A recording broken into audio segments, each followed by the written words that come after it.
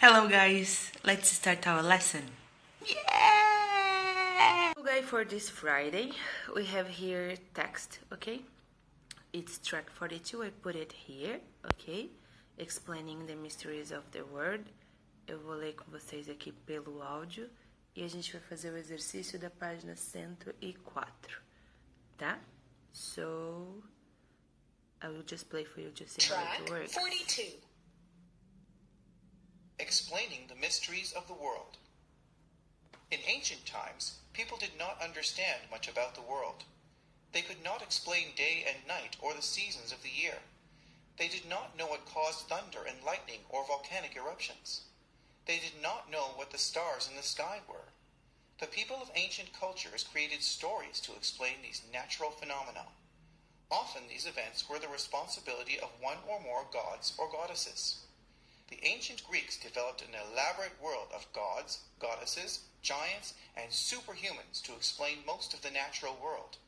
They told many stories, or myths, about the deeds of the gods, goddesses, and superhumans. One of the myths, the Olympians and the Titans, tells the story of the creation of the world.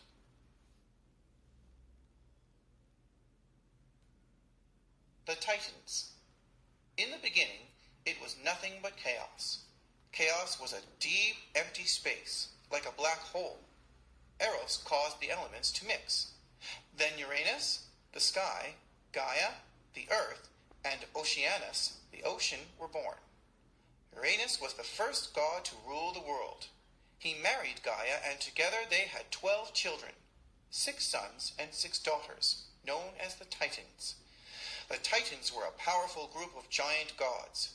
Uranus was afraid his powerful children would steal his throne when they became adults. He hid the Titans deep inside Earth so that they could never take his kingdom from him. Gaia also gave birth to the Cyclops. These were monstrous beings, each with only one eye. Next came the Hecatoncheires. Each of them had 50 heads and 100 arms.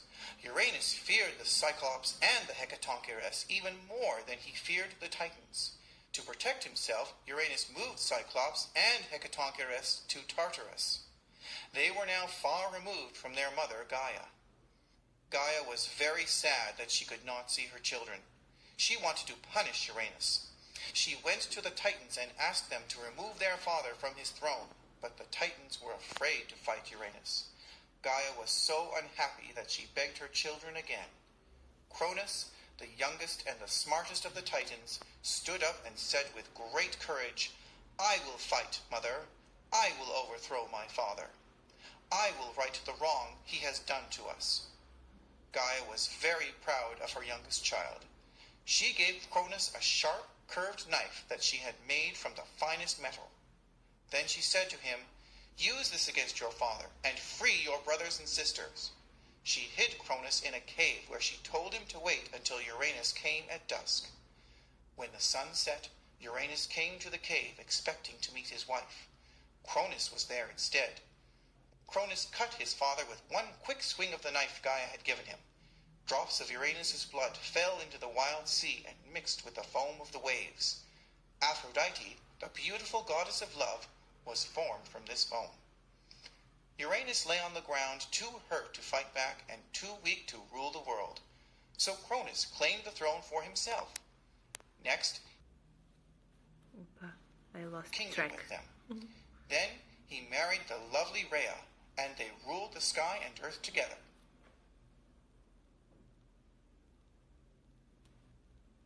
The Olympians.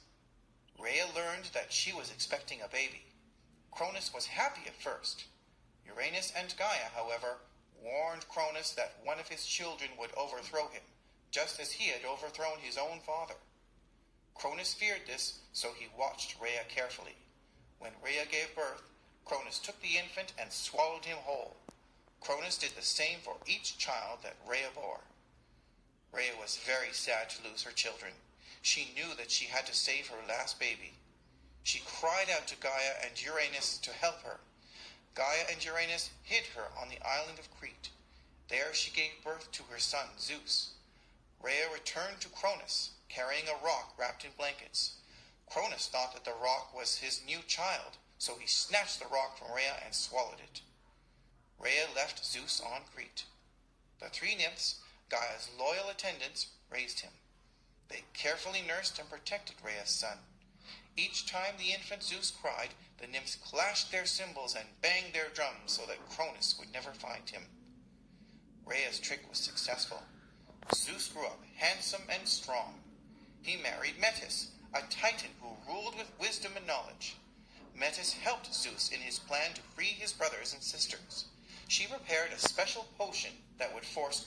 So guys, this video will be too long because it's 9 minutes of storytelling, but you can listen at home because I will, you can find the track 42.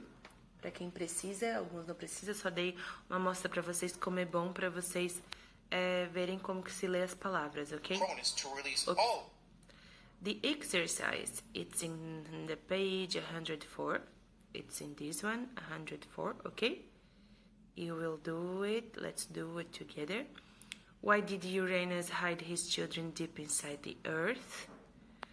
Eu vou deixar para vocês fazerem, porque se eu fazer junto, daí vocês não vão ler, né? What did Cronus do to his children? Why were Zeus and his sibling called the Olympians? What was Atlas' punishment for fighting against Zeus? E daí a letra A e a letra B, tá? Essa vocês vão me mandar de tarefa escrita lá, por exemplo, daí ponto 1, letra, sei lá, B, C, D, 2, daí depois coloca lá de novo, 2.A e a resposta, 2.B e a resposta. Ok? For today, that's it. Have a nice weekend. So guys, that's it. Don't forget to send OK for me. Não esqueçam de mandar um OK lá na atividade que vocês assistiram a aula.